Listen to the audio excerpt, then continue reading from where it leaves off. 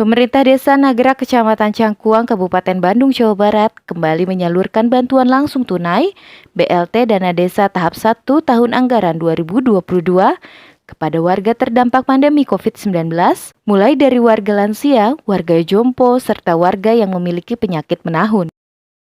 Joni Nurjaeni selaku Kepala Desa Nagrak mengatakan, bantuan langsung tunai BLT Dana Desa pada triwulan 1 tahun anggaran 2022 diberikan kepada 134 keluarga penerima manfaat.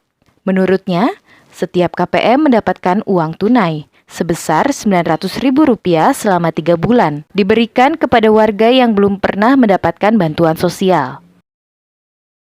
Alhamdulillah hari ini Desa Nagrak, Kecamatan Cangkuang telah mencairkan BLT yang diinstruksikan oleh Presiden dan juga Kementerian. Ya. Alhamdulillah untuk Desa Nagrak telah dilaksanakan pencairannya. Itu 40% yang dianggarkan itu sekitar 134 orang. Alhamdulillah barusan telah selesai untuk dibagikan. Nah, ini baru tiga bulan yang dibagikan kepada masyarakat.